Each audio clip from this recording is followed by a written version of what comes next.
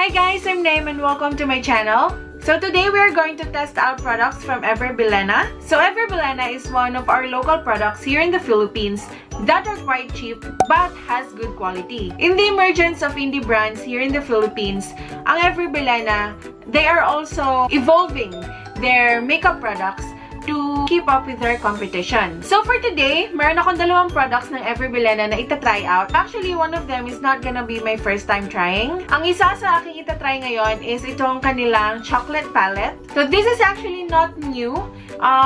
Pero it is one of their new releases in the past few months. So this is a 9-color eyeshadow palette that are mostly in the shades of brown. Yung isang product naman natin is itong Studio Finish Stick Foundation. This is the product na nagamit ko na before. I've tried this product a really long time ago. Matagal ko na siya hindi nagamit. So I wanna try it again now and see if I can still compare it to how it felt before. So if you want to know how I think about this Bilena product, just sit back, relax, and let's go. Now, we are going to start with the eyeshadow. So itong chocolate palette ang una nating susubukan ngayon. Again, these are the shades. So they're all matte and they're all on the shades of brown, which is very, very easy to wear. Now, I am going to prime one side of my eyelid. So, yung right yung lalagyan ko ng primer. Although, the one that I'm gonna use is a concealer.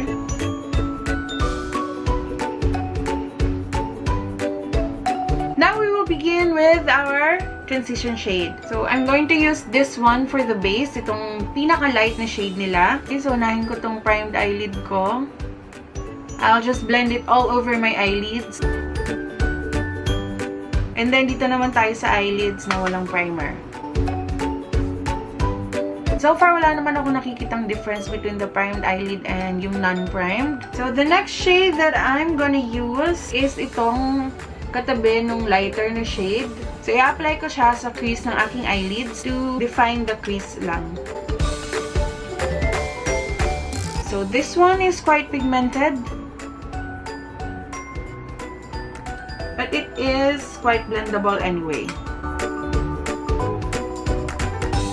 Sabi ko, quite pigmented siya na application. But I noticed na mas pigmented siya dun sa part na nilagyan ko nung primer. Kesa dun sa eyelid na wala. Now, using a more precise brush, I am now going to use this shade right here para palalimin pa ang aking crease na hindi talaga ganun ka-obvious. So, dadahan-dahanin ko lang siya and ilalagay ko lang siya just a little bit below the transition shade na inuna ko kanina.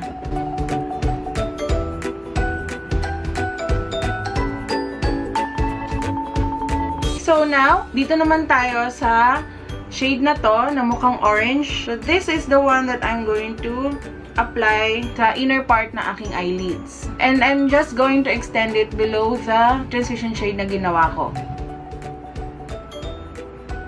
So, as you can see, pigmented siya, pero hindi ganun talaga ka litaw na litaw yung kulay niya. And hindi ako masyadong nasatisfy. So, what I'm gonna do is, I'm gonna try to wet my brush and we will see if mas mai-improve niya yung pigment ng ating eyeshadow. Mas lumitaw na yung kulay niya. So, I'm just going to blend out the edges with the brush na ginamit ko dun sa transition shade. So, medyo mas lumitaw ng konti yung kulay niya on wet application. But, hindi pa rin ganun ka super pigmented tingnan.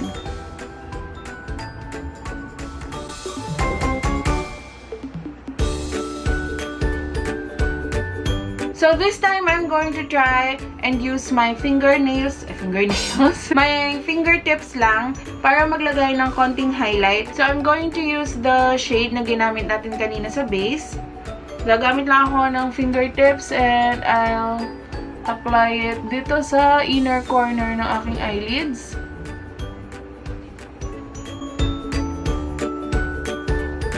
Lalagyan ko siya ng smoky effect dito sa aking outer corners. Kasi parang masyado siyang blunt tingnan. I don't know if it's with the pigment. So, gagamitin ko tong darkest shade na nakikita ko dito. Ilalagay ko lang siya on a V pattern dito sa outer corner na aking eyelids. Hindi siya ganun ka-pigmented talaga. Sobrang dark nung nandito sa pan, tingnan. Pero pag-apply, hindi na ganun ka-dark. Parang hindi siya enough to create a smoky eye effect. So, tama na to. Initial verdict, hindi ko siya masyadong feel. Pigmented naman siya. Actually, mas lumitaw lang yung pigment niya ng konti dun sa wet application, especially nung lighter na shades na nilagay ko sa eyelids ko. Ang lalayo talaga ng shades niya dito, but when you apply it on the eyelids na, as you can see, parang halos magkapareho lang yung transition shade ko tsaka yung aking smoky effect na shadow na nilagay. Anyway, I am going to do the under eye naman.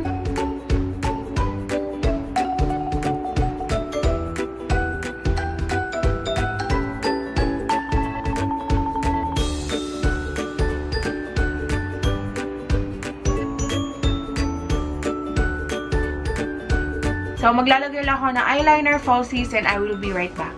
Ayan, so, fun fact, sobrang tagal kumapit nung eyeliner ko dun sa eyeshadow. Parang, habang ina-apply ko siya, natatanggal yung eyeshadow, kumakapit siya dun sa eyeliner. Now, I am going to proceed with the foundation. Itong foundation na to, sobrang tagal ko na talaga itong hindi nagagamit. This was one of the first foundations that I used when nagsisimula pa lang akong mag-makeup. Dati, hindi ko pa afford yung mga foundation na more than 200 pesos. This one is cheaper than any other foundations nung time ko. Honestly speaking, hindi ko na maalala kung ano yung performance niya dati sa skin ko. Because before, I was very oily. So, parang yun lang yung naalala ko na masyado siyang oily sa skin ko before. Ngayon, susubukan ko siya ulit after years. This is a semi-first impression review again. Since nga, matagal ko na siya hindi nagagamit.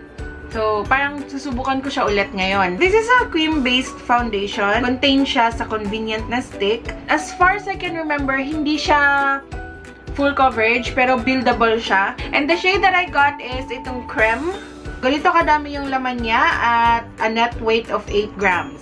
So, nakapaglagay na ako ng primer on the right side of my face. Pero this time, hindi ako gagamit ng sponge tsaka brush. I am just going to use a brush since we are using a cream-based foundation. As far as I know, pag cream-based yung foundation natin, meron kasi siyang oil. Hindi siya compatible with a wet sponge. Mas maganda yung blendability niya pag gumamit tayo ng brush. What we are going to compare is the finish of the foundation dito sa prime side ng face ko and compare naman dun sa hindi ko nilagyan ng primer. I am now going to apply the foundation. Yan, ipapahid ko lang siya. I think ganun pa rin yung feeling ng application natin dun sa dati. Hindi naman kasi sinabi na nagbago sila ng formula or anything.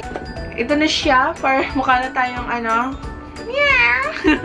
And guys, I'm so sorry. Bakit ko nilagay yung dalawa nung sabay? Anyway, since brush lang din naman yung gagamitin natin pang-blend, I think okay lang din.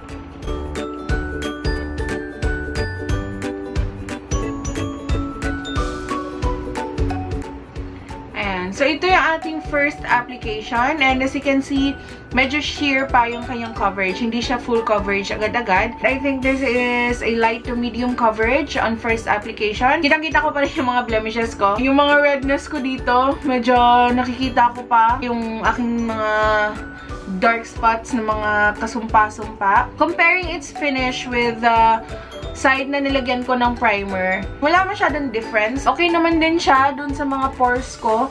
Hindi naman siya nagsettle sa pores ko dito sa walang primer. So far, same pa din siya. I am going to build this up. So, maglalagay ako ng second layer and we will see.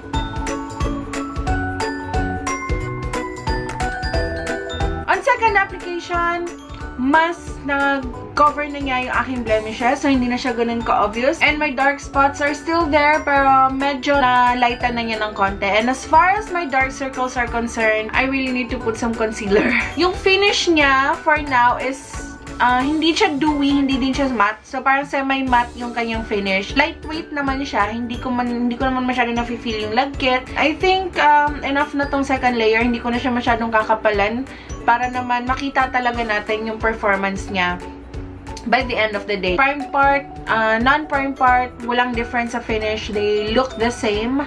So, we will see later kung magkakaroon ba ng difference sa longevity nung foundation dun sa may primer tsaka walang primer. Okay, so I just finished up my look. As I set the foundation, so nag-set ako using a loose powder. Napansin ko dito sa side na walang primer, mas na-emphasize yung pores ko kaysa dito sa side na merong primer. So, I therefore conclude na nung initial application talaga, okay lang siya. Magkapareho lang sila. Hindi siya nagsettle sa pores and everything. Pero nung tinry ko na siyang iset, nung naglabasan yung pores ko sa side na merong primer, talagang mas makinis tsaka mas maganda tingnan yung finish nitong side na na merong primer. Magwi-wear test tayo nitong foundation natin tsaka nung ating eyeshadow today.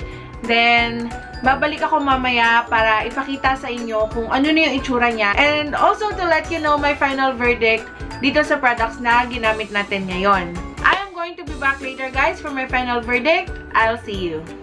Okay, so natural lighting test tayo guys. So, ito yung itsura niya on natural lighting. So, this is the foundation. It looks so natural. Probably because hindi ko na din siya binild ng bonggang-bongga. So, on flash photography naman, ganito yung itsura niya. Hey guys, I'm back. So, it's been quite a few hours and I am still wearing the Every Bilena products na sinubukan natin kanina. So, titingnan ko na siya ngayon kung ano yung itsura niya, especially the foundation. To recall, I've mentioned na this foundation is not new to me. Nagamit ko na to before kasi at that time, this was the only product na afford ko. Yung parang mentality na maganda siya para sa akin dati kasi yun lang yung kaya kong ma-afford at that time. So, ngayon that I was able to try a lot of other foundation sticks or liquid foundations out there, pwede ko na siyang ma-compare kung maganda ba talaga siya or hindi.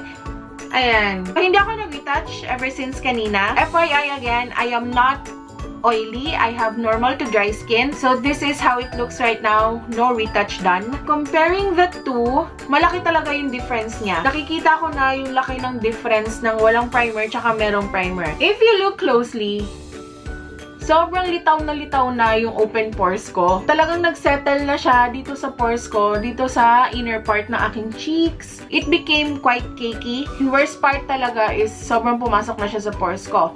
Comparing dito sa meron primer, merong mga konting nagsettle sa pores, pero hindi siya ganun ka grabe, hindi ganun kadami at hindi din ganun kahalata. Although napansin ko, hindi na siya ganun kapit yung foundation. Parang medyo nawala na siya, natatanggal na siya. Hindi siya long-lasting kahit na meron akong primer. So, like I said, hindi ko na matandaan kung ganito pa rin ba yung performance niya before. I have really oily skin when I was younger. Yun yung nababansin ko. Sobra talaga siyang humulas. Gabi siya humulas.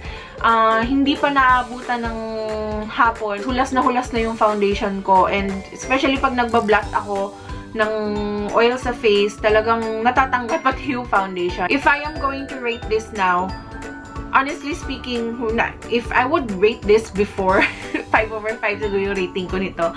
Probably because of the price. But if I am going to rate this now, based on its performance on my skin, I am going to give this a 2.5/5.